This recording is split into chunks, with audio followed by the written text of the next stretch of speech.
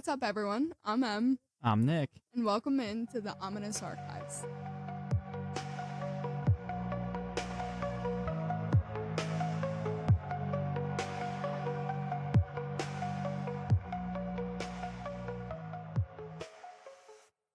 All right, episode 2. How Now. you feeling? I think a little less nervous than Well, you don't have to last do the week. talking today. Of course, you're less nervous. Yeah, you're hosting today. This is This my is a- time to shine. M exclusive. Yes, I guess an M-clusive.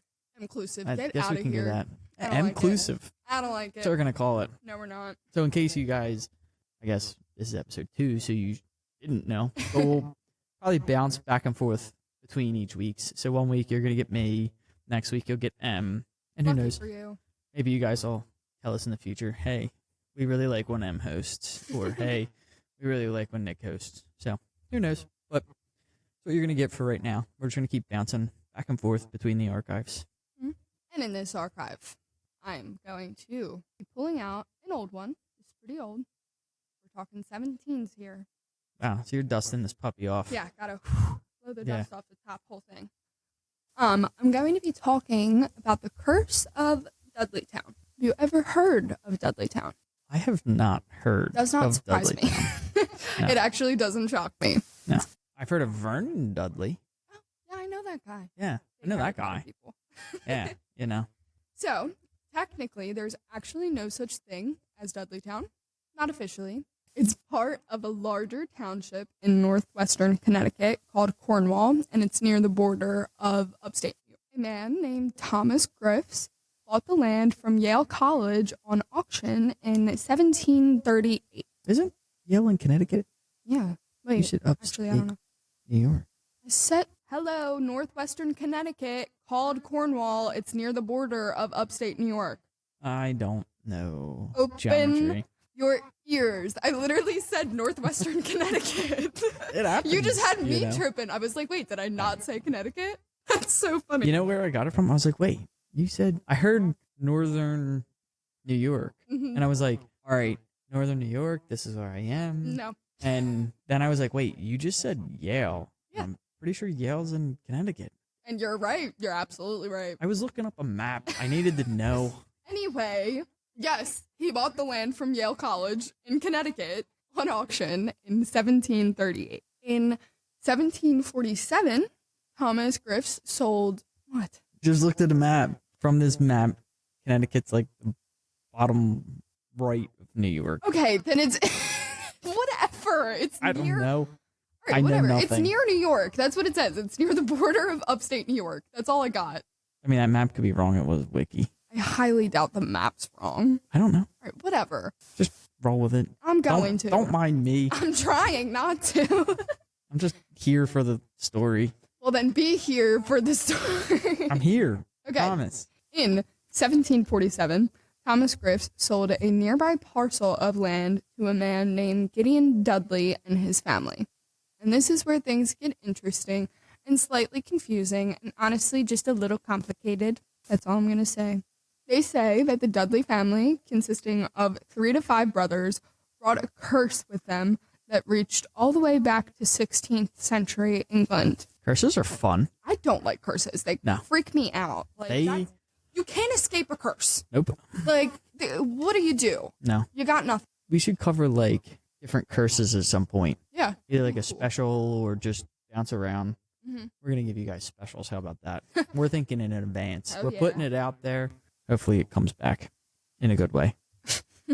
Okay, so Edmund Dudley was an ancestor of Gideon. He was beheaded in 1510 after being exposed in a coup against King Henry VIII. Wow. Yeah. So we're talking like this Yeah. time, this era. It is said that a curse was placed upon him and his bloodline. His son, John Dudley, later would be executed during the reign of Lady Jane Grey, along with John's son, Guilford. Guilford had actually been arranged to marry Lady Jane Grey, who only served as queen for a short time as she was overthrown, resulting in the execution of all 3 of them. Why do I know that? Crazy, first Yeah. of all. I feel like I know that. Yeah. I don't know why. I don't know where Connecticut is, but I feel like I know that. Yeah, beats me. You know, the crazy thing is we went to, like, I got nothing. I was just there over the summer. Nick, You I think got I would nothing. realize. You went through New York. I mean, you have to go through New York either way, but, Mhm. What do I know? yeah. So the family line slowly but surely trickled its way down to Gideon and his brothers, Abiel and Barzillai. I think that's how you say it. That's what I'm going to go with. So as this new town began to develop, the curse became more and more evident. Due to its location between three huge hills, noon was often extremely dark. The small farm community was almost immediately a failure. Winters were brutal, and the soil was unusable for most crops. Timber became a main source of income, but the town was really, really struggling. In 1854, there were only 26 families that lived there, and that was the height of Dudley Town's population. Like, Wow. 26 families was the Yeah. height of the people living there. It's not a lot. Now, those 26 families experienced a ridiculous amount of just odd and just really sad, heartbreaking things. Yeah, but I mean, where it's at Yeah. makes sense. Murder, suicide, and insanity. Things got so bad to the point of families beginning to relocate because that's obviously going to save them from the curse, right? Yeah. Right? It would. No, wrong. No. Damn. The curse followed quickly to the people who relocated. One of the first victims was a man named Nathaniel Carter. He lived in Dudley Town between 1759 and 1764. Nathaniel actually only ended up moving away because of work. He wasn't even like trying to escape the curse. He had just gotten a better job that required him to relocate, which is crazy. Like, he wasn't even trying to get away. He just simply found a better job and thought it was better for him and his wife. Yeah, he wasn't running from anything. Right, he He was wasn't just running. like, oh, I bettered myself. Right. The Well, when curse he says, no, finally- you didn't. Curse doesn't care. Curse Nope. doesn't care at all. When he finally did move away, his wife and his infant were tragically murdered by a nearby Native American tribe. I couldn't find any reason or motive behind the death of his wife and child, but it did happen, Wow. which is just really sad. Shortly after that, Nathaniel moved back home to New York, where he was originally from, with his remaining family members. He was murdered in a robbery shortly after. Curse just continues to strike. Like, That's wild, though. His wife and child, yeah, it didn't clarify. um, Just said infant. and then him, all Yeah. murdered. Yeah. At least it was consistent in a weird way. Like, that's craysy. Yeah. Because, like, how do you explain that? Like, at some point, you can't just say, coincidence. Yeah. You know? And coincidence doesn't just, Uh-uh. you can't just keep going coincidence. Right. It gets to a point where it's like, this is This is Too weird. Like, too odd. so Abel Dudley now owned the former property that Nathaniel and his family lived in. Not long after moving into that property, Abel began to suffer from dementia and insanity in his old age. He died in the town in the same house at the age of 90, which that's probably just old age. Honestly, like 90 is a long time to live, Yeah. especially back then. Mhm. Living till 90 is impressive. Yeah. Extremely. Moving on to one of Abel's good friends, a man named Gershon Hollister, who fell to his tragic death while building a barn for a resident of the town who was named William Tanner, and that happened in 1792. William Tanner soon went insane not long after witnessing the event of Gershon falling to his death. Yeah, I feel like that's It a makes traumatic sense. event to Yeah. witness. I can for Seeing sure. something like that, totally. Yeah. Yep.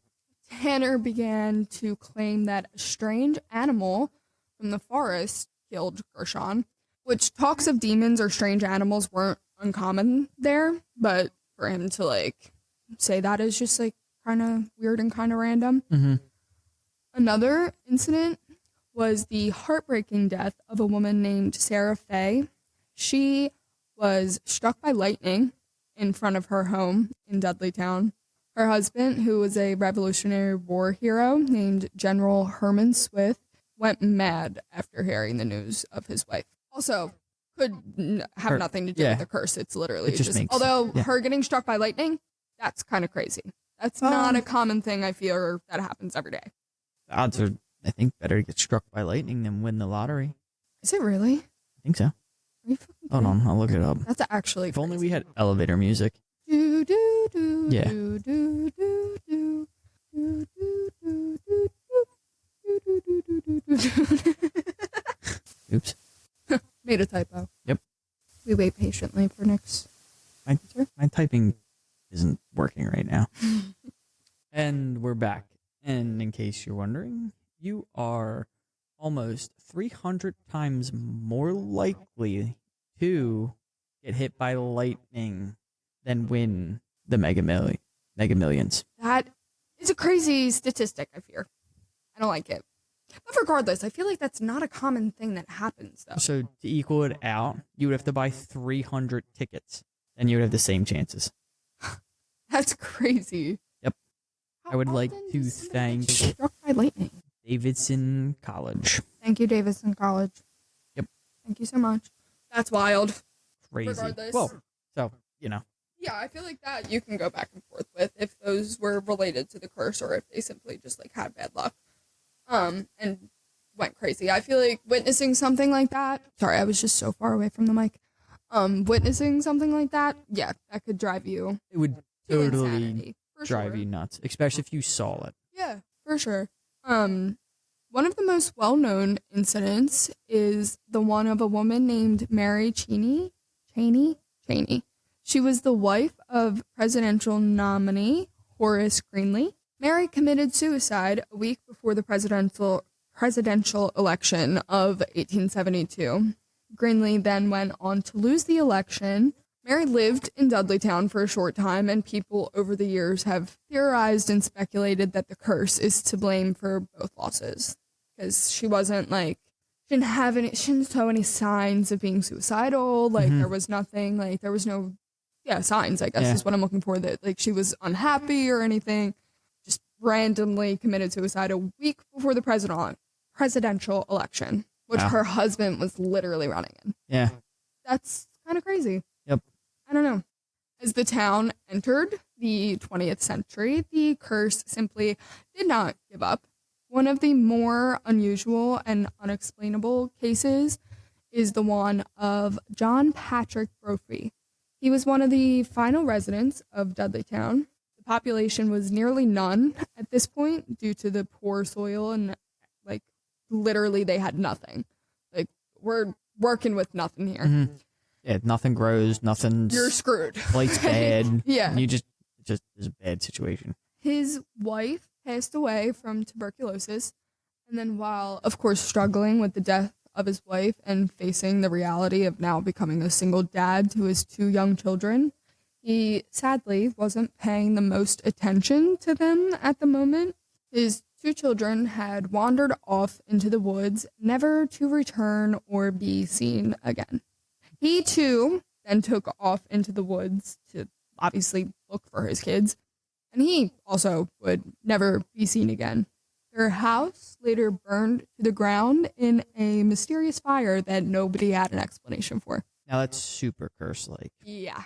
But there's also that weird disappearance things that happen. I think it's more national parks or national forests where people just disappear Yeah. and then just show back up Yeah. and they have no idea. They could still be disappeared somewhere. This is true. This is very true. It could still be out there. Yeah. One final case of the curse fell upon the Clark family. Dr. William Clark was a leading expert in cancer at the time, and he had bought property in Dudley Town in 1918. The house in Dudley Town kind of served as a vacation home for the Clarks, so they didn't live there full time. Mm-hmm. One summer in 1918, they were on vacation when William had to leave for a work emergency. He was gone for 36 hours total. Keep that in mind. A little over a day. Yeah, so a little over a day. When he got back, mind you, he left his wife there to go deal with the work emergency. Wife staying at the vacation home. Hell yeah, I would. He left her in a perfect state. She was fine. When he got back, he found his wife in complete distress. She was acting insane, claiming that there were strange creatures in the woods. Her husband tried to reassure her that she was okay and maybe she just needed to lie down.